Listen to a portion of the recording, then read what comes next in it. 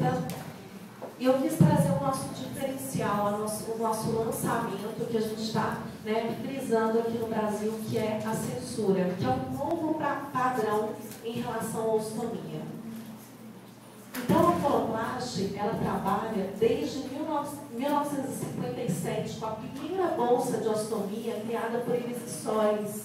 Então, Iris Soares é uma enfermeira que veio criando essa bolsa de ostomia para a irmã dela. A gente vem desde essa evolução com a bolsa de óxido de zinco. Passando em 1972 pela segunda geração, a famosa bolsa de Caraia. A terceira geração, que é a primeira geração de bolsa de resina com o nosso adesivo Curagard. Em 1992 surge a nossa quarta geração de bolsa, que é as bolsas em espiral da linha Alterna, que vocês podem conferir no estande. E a nossa quinta geração e mais novo lançamento, a gente vai apresentar para vocês hoje a Censura, que é uma bolsa de dupla camada. O que significa censura? Por que a gente nomeia essa linha como censura?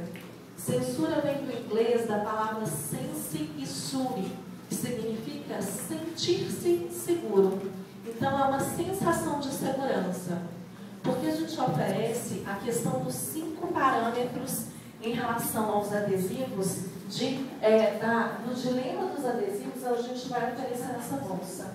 Então, quando a gente pensa em uma bolsa de ostomia, a gente deve pensar que ela deve ser para fácil remoção, para evitar causar dor, causar qualquer atrito na pele do paciente. Ela deve ter resistência à erosão, que significa ela suportar a questão do efluente sem se desmanchar. Ela deve ter uma boa absorção para absorver bem a umidade da pele, o suor da pele, sem causar nenhuma irritação de maceração dessa pele. Ela deve ser flexível para causar o conforto do usuário. E ela deve ter uma fixação e aderência perfeita para realmente causar essa sensação de segurança. Então, uma bolsa, ela tem que combinar todos esses 5 parâmetros. Ela não pode ter uma